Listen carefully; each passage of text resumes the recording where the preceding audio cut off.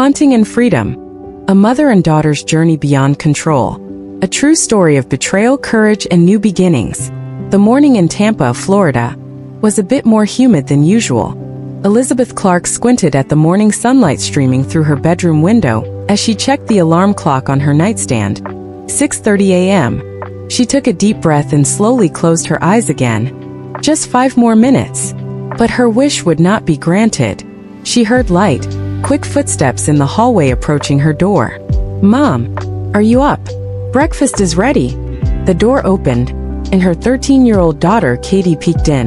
Her hair was tied back in a ponytail, and she already looked energetic so early in the morning. Elizabeth smiled at the sight of her daughter. "Good morning, Katie. You're up early today." "That's because I have my special project presentation at school today. Did you forget?" Elizabeth hurriedly sat up. "I'm sorry, I completely forgot. I'll get ready right away." Elizabeth had been working as an editor at the major publishing house, Atlantic Press, for over 10 years. Her specialty was educational books and literature for young adults. Her work was demanding, but she managed to balance it with raising her daughter, Katie, as a single mother. When she went downstairs to the kitchen, toast, eggs, and orange juice were waiting. "Did you make this?" Elizabeth asked in surprise. "Yes, I practiced making breakfast for my cooking homework. What do you think? Does it look edible?" Katie looked at her mother with expectant eyes. "Of course it looks delicious." Elizabeth gently stroked her daughter's head while eating breakfast. Elizabeth recalled her divorce 3 years ago. Her marriage to Richard Clark had been happy for the first few years. He was a talented cardiac surgeon, nationally renowned, especially in the field of pediatric cardiac surgery. They had met at a charity event at a university hospital and married a year later. Katie was born soon after.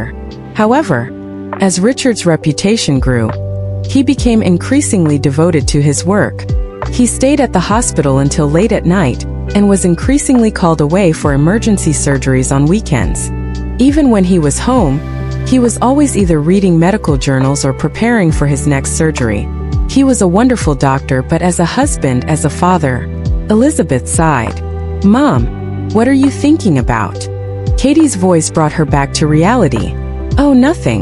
Are you nervous about your presentation today?" She changed the subject. "A little, but I'm fully prepared," Katie answered cheerfully. Elizabeth felt saved by her daughter's brightness. The divorce hadn't been easy, but she was determined to live positively for Katie's sake. After the divorce, the court gave Elizabeth custody of Katie, and Richard was granted visitation rights once a month on weekends, and the right to spend 2 weeks with Katie during summer vacation. Richard lived in an upscale residential area of Tampa, and worked at the prestigious St. Joseph Children's Hospital. His 7-figure annual income provided generous child support that financially sustained Elizabeth and Katie. "Is Dad coming to see me this weekend too?" Katie suddenly asked.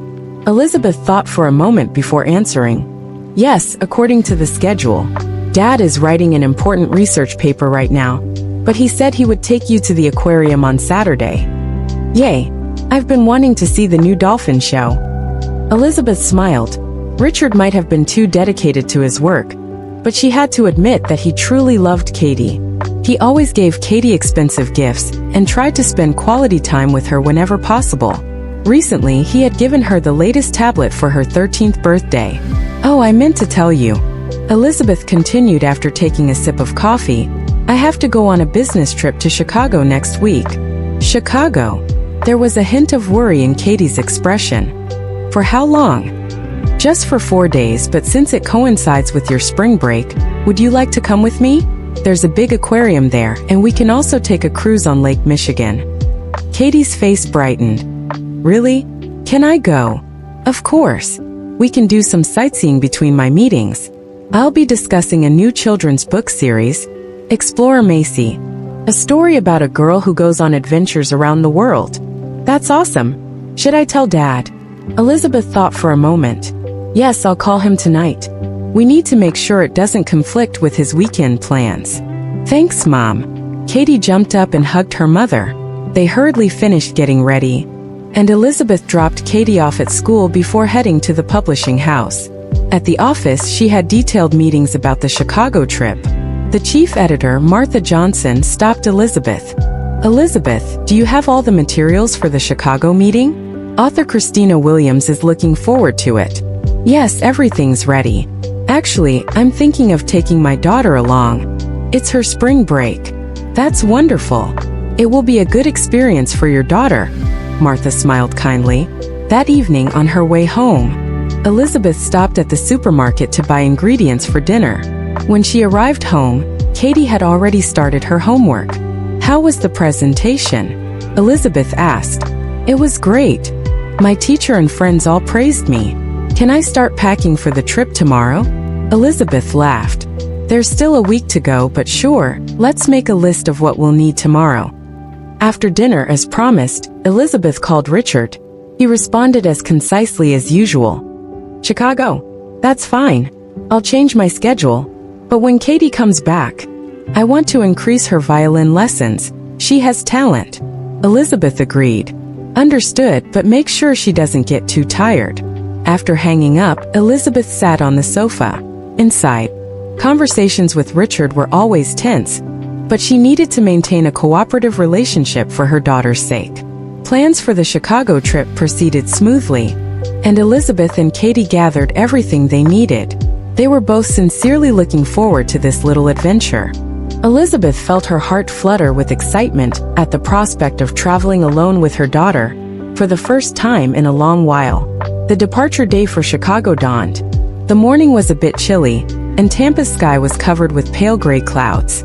Elizabeth closed her suitcase zipper while doing a final check. "Katie, are you ready? The taxi will be here soon." "Just a minute." Her daughter's voice echoed from upstairs. Elizabeth looked out the living room window. After her divorce from Richard, she had moved to a quiet residential area in the suburbs of Tampa. The garden was small, but there was a little pond at the back where the morning sun beautifully reflected off the water's surface. It was a peaceful place to live. A few minutes later, Katie came downstairs with a heavy backpack on her shoulder. "Do you really need all that?" Elizabeth asked with a laugh. "Of course." Katie opened her backpack to show its contents. Tablet, charger, earphones, 3 books, sketchbook, colored pencil set, and... Okay. Elizabeth raised her hands in surrender. "Just make sure you don't get bored on the plane." The taxi arrived, and they loaded their luggage into the trunk. On the way to Tampa International Airport, Katie talked enthusiastically about the places she wanted to see in Chicago. Elizabeth watched her daughter's excited face, hoping this trip would create good memories for both of them. "Mom, is the Chicago Aquarium really bigger than the one in Tampa?" Katie asked. "Yes, Chet Aquarium is one of the largest in America. It has over 32,000 species of marine life." "Wow, so they have lizards and chameleons too." "No, those reptiles would be at Lincoln Park Zoo, not the aquarium. I hope we can go there too." When they arrived at the airport, they loaded their luggage onto a cart and headed for the departure lobby. Elizabeth checked in using her smartphone and proceeded to the baggage drop counter. "Your seats are adjacent. An economy class window and an aisle," the woman at the counter said with a smile. "Boarding begins at 11:30 from gate 23. "Thank you." Elizabeth took the boarding passes and handed one to Katie. "Don't lose this." They checked their luggage and headed toward the security checkpoint. It was the morning rush hour, and there was a long line at the checkpoint. "Mom, I'm hungry," Katy murmured. "We can get something to eat at the cafe near our gate after we pass through security," Elizabeth answered gently. "Just a little patience." 30 minutes later, it was finally their turn. Elizabeth removed her belt, took off her shoes, and placed her small items in a plastic tray. "Katie, take off your shoes and put them in the tray, and your belt too," Elizabeth said. "I know, Mom. This isn't my first time," Katie answered, sounding slightly annoyed. She expertly placed her backpack on the X-ray scanner's conveyor belt and put her shoes and jacket in another tray. Elizabeth went through the metal detector first and passed without incident. It was Katie's turn next. She walked through the metal detector. Arch! Suddenly, a shrill alarm sounded. Katie stopped, startled. A uniformed female TSA officer approached, middle-aged with a stern expression. though her eyes were kind. "Are you wearing any metal?" the officer asked. "No, nothing." Katie shook her head. "Necklace or hair clips?" "I don't have anything," Katie answered, looking a bit anxious. The TSA officer seemed to ponder for a moment, then exchanged glances with a colleague. "Could you try going through once more just to be sure?" Katie went through the metal detector again, but the alarm sounded again. "That's strange." Elizabeth frowned. "Katie, what about your pockets?" "There's nothing in them." Katie turned her pockets inside out to show. The TSA officer looked suspicious and made notes on her clipboard. "I'm sorry, but we'll need to conduct a body scan in a separate room," she said politely but firmly. The color drained from Katie's face. "Mom!" she called in a small voice. "It's okay, Katie," Elizabeth said, trying to reassure her daughter. "There's nothing to worry about. I'll come with you." The TSA officer led them to a small separate room. There was a large X-ray scanning device and several monitors set up. "Please stand here, young lady," another female officer instructed. "Raise your arms slightly and stand with your feet shoulder-width apart." Katie looked at Elizabeth. Seeing her mother nod, she stood as instructed. "It's okay. This is a safe scan and will only take a few seconds," Elizabeth encouraged her daughter. The scanner activated, and a large machine rotated around Katie. It ended in about 20 seconds. "Please remain still while we check the images," the officer said. The monitor displayed an outline of a human body, with the internal structure visible.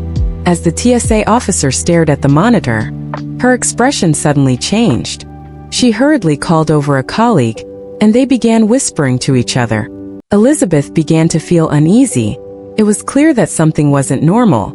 "Is there a problem?" Elizabeth asked. Her voice trembled slightly. One of the officers turned back and answered, carefully choosing her words. "Mrs. Clark, there's something concerning on the monitor." She called Elizabeth to the monitor and pointed at the screen. "There appears to be a small metallic object embedded below your daughter's shoulder blade." Elizabeth gasped. Indeed, the screen showed a small rectangular object beneath Katie's right shoulder blade. It was about 2 centimeters in size and clearly artificial. "What is that?" Elizabeth asked in a trembling voice. "We don't know. Is it a medical implant like a pacemaker or an insulin pump?" No. "My daughter has never had surgery," Elizabeth answered. Her heart began to race. "At least not that I know of." Katie was listening to their conversation with a confused look. "Mom, what's wrong?" "Just a moment, Katie." Elizabeth tried to calm her daughter, while turning back to the TSA officer. "What is going on here?" "I'll call the senior security officer," the officer said, and called someone on the intercom.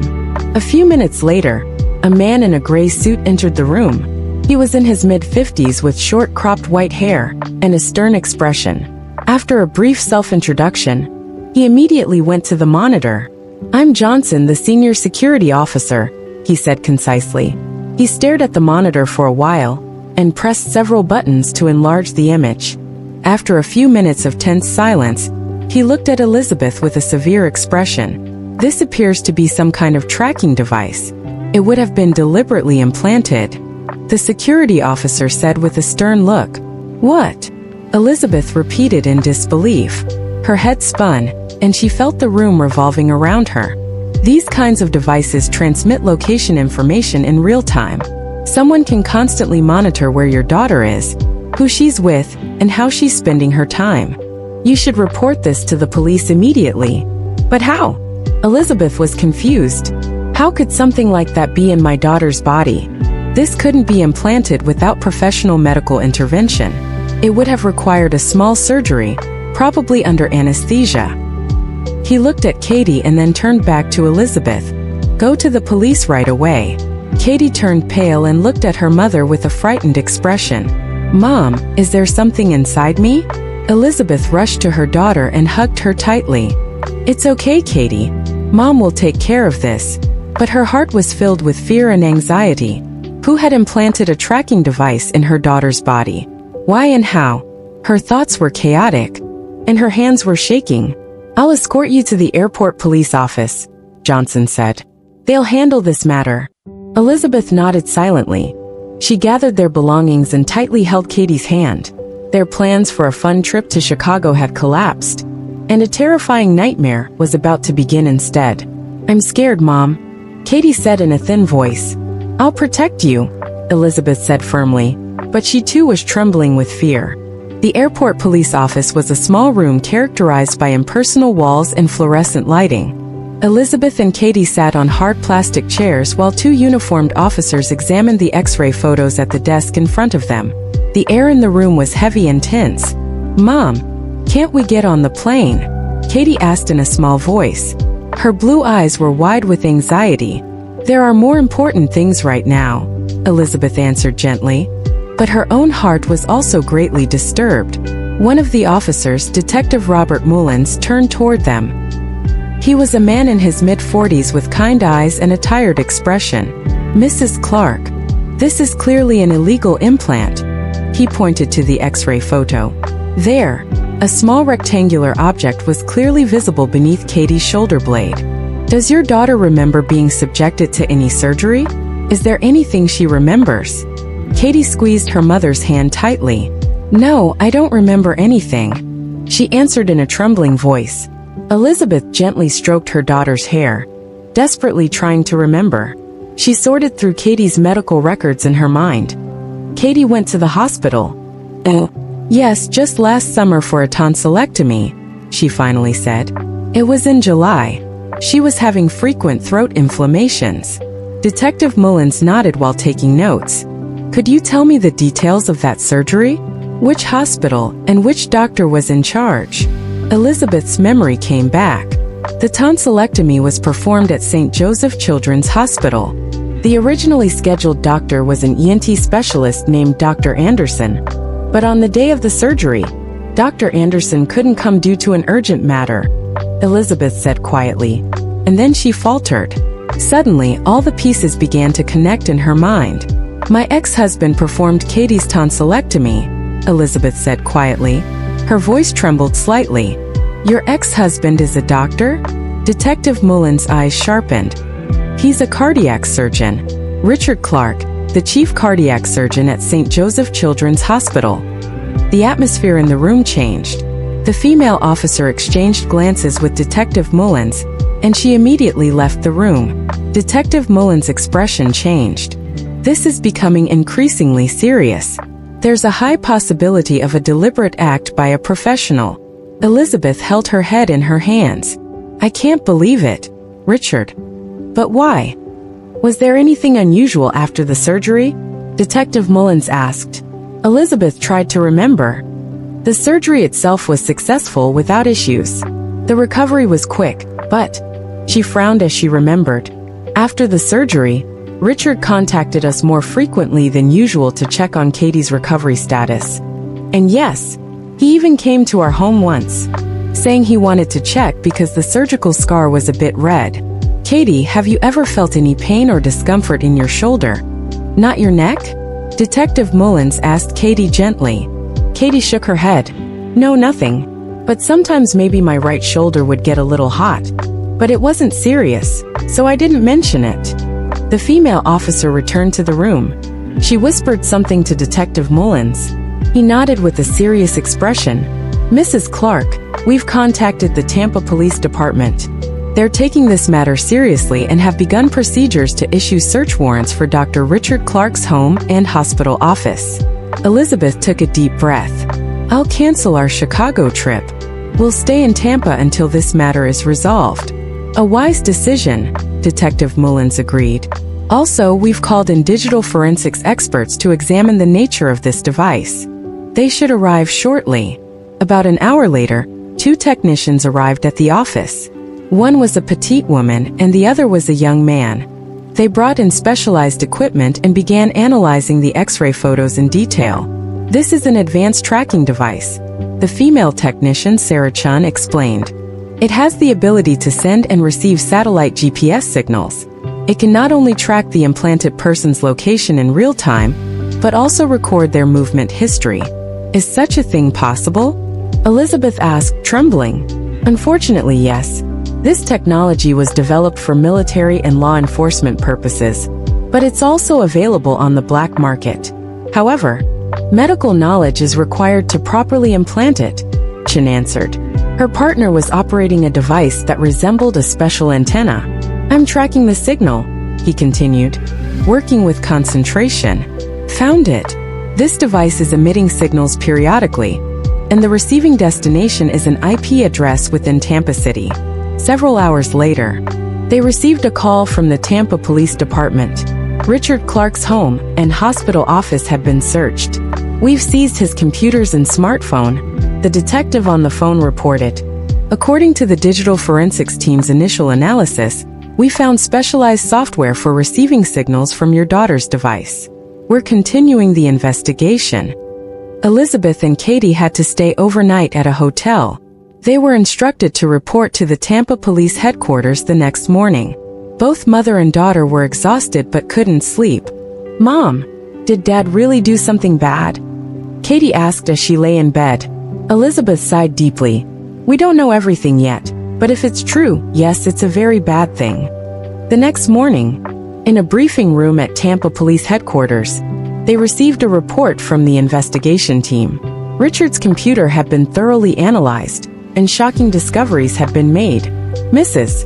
Clark, I'll share the forensic team's analysis results with you, Chief Detective David Morrison said.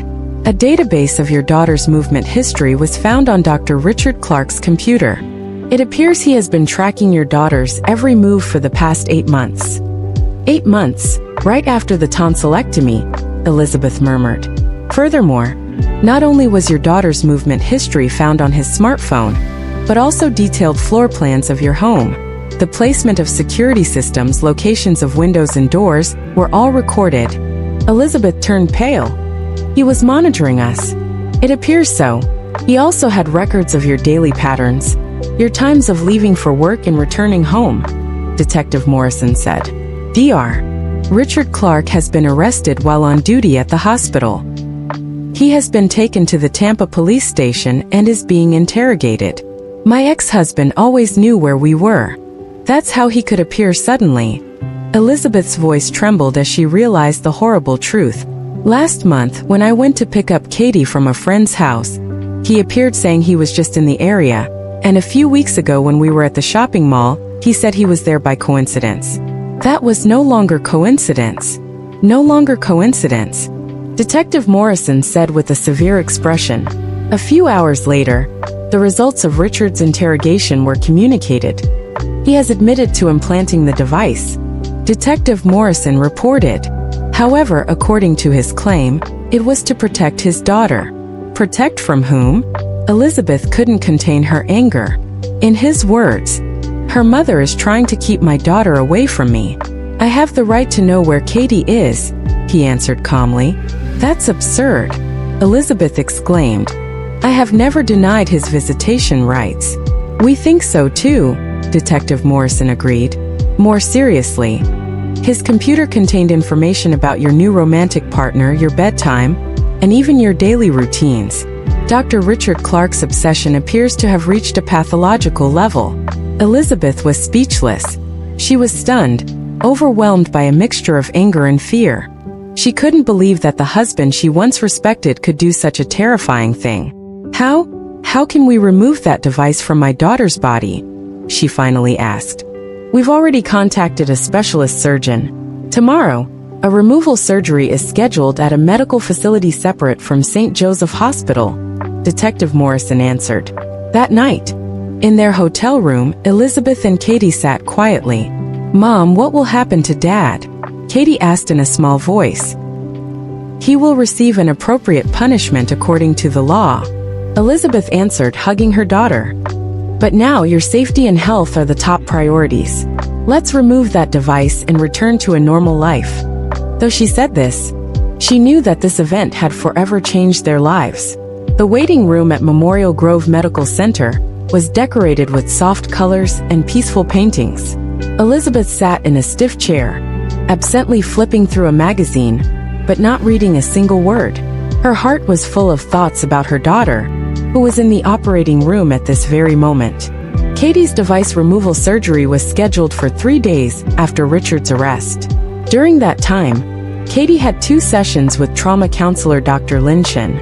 The first session was tense, but through Dr. Chen's gentle and patient approach, Katie had begun to open up little by little. "Katie, do you remember the day you had your tonsillectomy?" Dr. Chen asked gently. "A little," Katie answered in a small voice. "I arrived at the hospital, and a nurse dressed me in special pajamas, and then Dad came and told me everything would be okay." Then she frowned.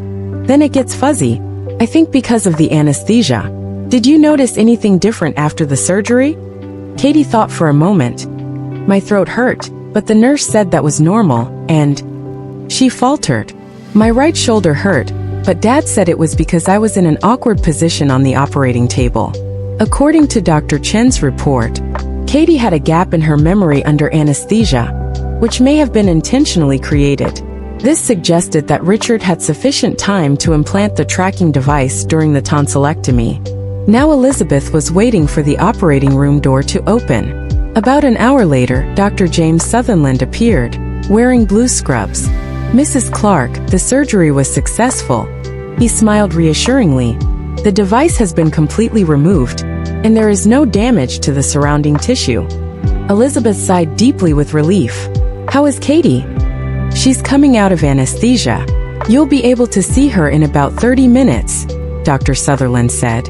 Then, lowering his voice, he continued, "I examined the device in detail. This is a military-grade tracking device. It is not available on the general market. It has advanced encrypted communication capabilities and a very long battery life." He took out a small plastic container from his pocket. Inside was a coin-sized metal device. "I thought you might want to see it." Elizabeth accepted it with trembling hands. This small device had changed their lives.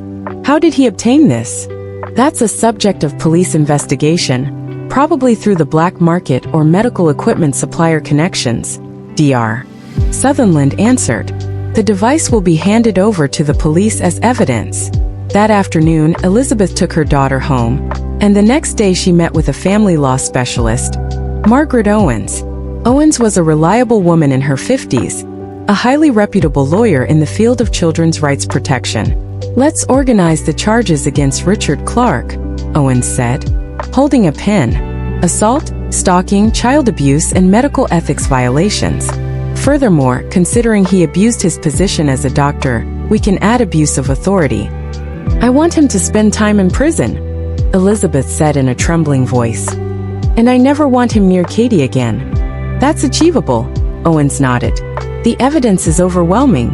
We'll also apply for a complete review of the custody agreement from your divorce. In such circumstances, courts are not uncommon to completely revoke visitation rights." A week later, a preliminary hearing was held. Elizabeth sent Katie to school and attended alone. In the solemn atmosphere of the courtroom, Richard was brought in wearing prison clothes, handcuffed.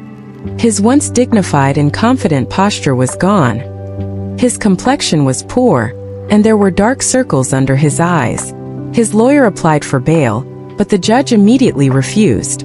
The defendant has abused his knowledge and skills as a medical professional to commit a highly invasive and illegal act against a young child.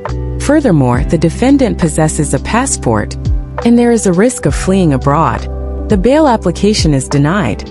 After the preliminary hearing, a statement was issued from the hospital.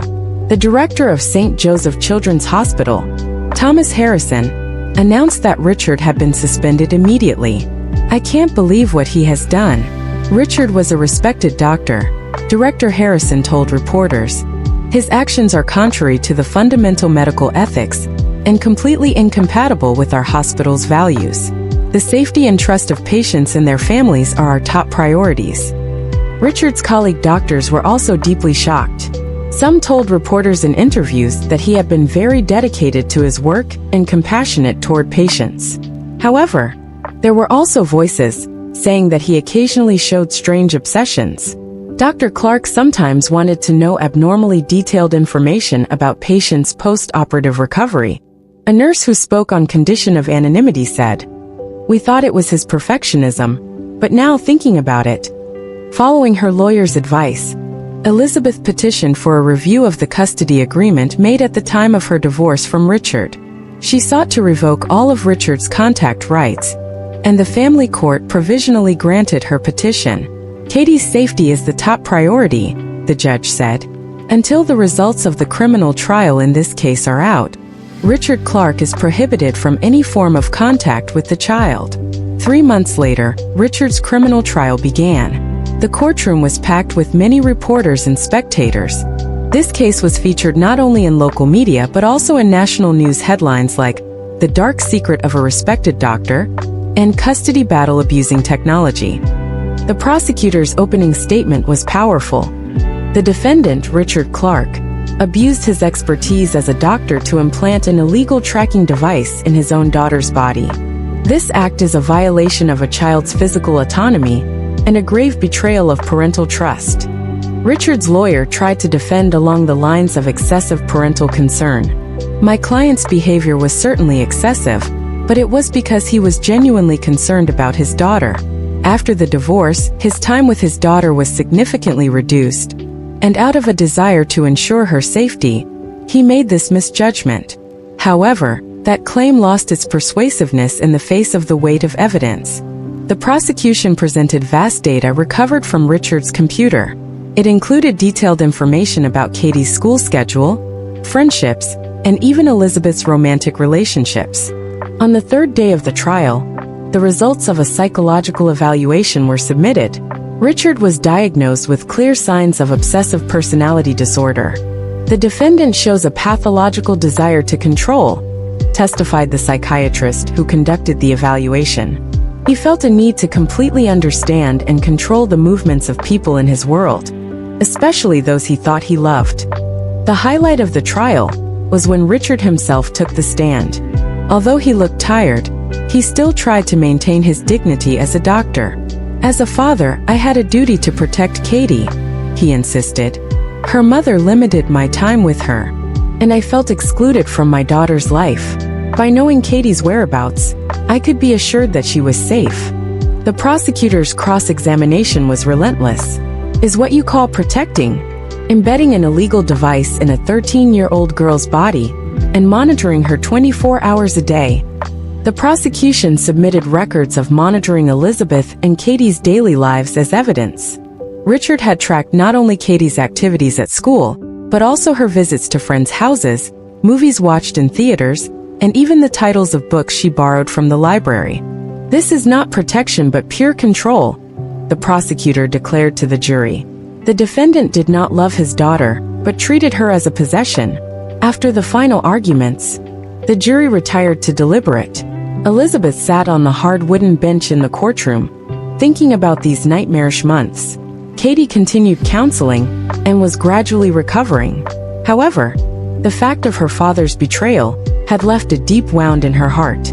The judge looked sternly at Richard before pronouncing the sentence. The defendant, Richard Clark, is found guilty of first-degree assault, child abuse, stalking, and abuse of medical license, and is sentenced to 8 years in prison. Additionally, 5 years of probation after release is ordered. Furthermore, permanent revocation of his medical license is recommended. Richard listened to the sentence without changing his expression. His face was hard as stone, his eyes vacant. He looked at Elizabeth just once, but she looked away. As the judge left and the court dispersed, Elizabeth finally stood up. Her legs were still shaking when she left the courtroom. The warm spring sunshine greeted her. A few days later, she took Katie home. "Is it over now?" Katie asked during dinner. "Yes, it's over. We're free now." Elizabeth hugged her daughter. "We can start a new life." That night, after Katie had gone to sleep, Elizabeth sat on the porch and looked up at the starry sky. It had been a long battle, but it was finally over. She had protected her daughter. Life ahead wouldn't be easy, but she believed they could overcome it together. The spring sunlight poured through the large glass windows of Tampa International Airport. Elizabeth received the boarding passes at the check-in counter and handed one to her daughter. "Katie, here, hold on to this. We'll finally get to Chicago this time." 1 year had passed since that incident. After Richard's trial ended and he was imprisoned, Elizabeth and Katie's lives were gradually returning to normal, and now they were finally embarking on the Chicago trip that hadn't materialized before. Same gait as before? Katie asked. She was now 14, had grown a bit taller, and her expression was more mature. Yes, what a coincidence, Elizabeth smiled. But this time it should be a more enjoyable trip. They checked their luggage and headed toward the security checkpoint. While waiting in line, Elizabeth remembered that day. How much her life had changed since then. Eventually, it was their turn. Elizabeth expertly took off her shoes and placed her valuables in the tray. Katie did the same. Mom, are you okay? Katie asked. She must have noticed that Elizabeth's expression had hardened a bit. Yes, of course, Elizabeth rallied herself. Just experiencing a bit of déjà vu. Elizabeth went through the metal detector first and passed without incident. It was Katie's turn next. She walked through the metal detector without hesitation, and no alarm sounded. See, no problems at all. Elizabeth sighed with relief. Katie stared at the X-ray scanner for a while. It's a strange feeling, she murmured. This machine found that thing inside me that day. Yes, Elizabeth answered quietly, but it's different this time. If that day hadn't happened, the truth might never have come to light. On their way to the boarding gate, Katie said while looking at the planes outside the window, I've learned a lot this past year. Elizabeth looked at her daughter. After that incident, Katie had continued weekly sessions with a trauma counselor. The first few months were difficult, but gradually she learned to express her emotions in words and deal with her fears and anxieties. So have I. Elizabeth put her arm around her daughter's shoulder. That incident had also brought changes to Elizabeth's work. She became responsible for a series of books on privacy and safety at the publishing house, putting her own experiences to use. In particular, a book called Children's Safety in the Digital Age was well received and featured in national media. My teacher said my experience might help other kids, Katie said. So I decided to give a speech at the school's safety program. Elizabeth was surprised and at the same time felt proud. Really? How long have you been thinking about this? For a while now, but I wanted to wait until I was ready before telling you. Katie smiled a bit shyly. There might be other kids who have had experiences like mine. If my story can help. Elizabeth hugged her daughter. You've really grown stronger. At the Florida State Prison, Richard Clark was reading a book in his small cell. The first few months after imprisonment had been difficult to adapt to, but now he was used to the prison routine and was known as a model prisoner. He was taking a correspondence course in medical ethics and was beginning to understand the seriousness of his actions. Each week, he met with the prison counselor to discuss his behavior patterns and thought processes. I love too much, he told the prison counselor one day. Katie was everything in my world. I was afraid of losing her. That's not love but attachment, Mr. Clark, the counselor quietly pointed out. After a long silence, Richard nodded. I understand now. It wasn't love but control. He had written letters several times trying to apologize to Elizabeth and Katie. However, Elizabeth had taken legal measures and refused all contact from him. All his letters were stopped at the lawyer's office and never reached them. Richard eventually accepted that decision. He now participated in a medical consultation program within the prison, providing basic health advice to inmates. His medical license had been permanently revoked, but his medical knowledge was proving useful in prison. What do you plan to do after your release? The counselor asked one day. I intend to find a path of true atonement, Richard answered. I want to do something that benefits those I've hurt, to give back to society. However, he had vowed in his heart that he would never interfere in Elizabeth and Katie's lives again. He knew they had already moved on, and that was something he needed to do as well. From the window of their Chicago hotel, Elizabeth gazed at the magnificent view of Lake Michigan. For the next 3 days, she and Katie planned to visit the city's tourist attractions. Mom, it's Michael on the phone. Katie handed over the smartphone. Michael Sullivan was a university professor Elizabeth had met 6 months ago. He was mild-mannered and considerate and had built a good relationship with Katie. Their relationship had gradually deepened, and Elizabeth was feeling the joy of romance for the first time in a long while. Thank you. Elizabeth took the phone. Yes, we arrived safely. The hotel is lovely. Katie, she's fine, hold on. I'll let you talk to her. Elizabeth handed the phone to Katie and smiled as she watched her daughter enjoy the conversation with Michael. A new family form was gradually taking shape. Living my own life without being controlled by a control freak like him is a wonderful thing, Elizabeth thought as she gazed at the city lights spreading from the window. The night view of Chicago from the hotel room was breathtakingly beautiful, and the journey starting tomorrow would be filled with new memories. Having overcome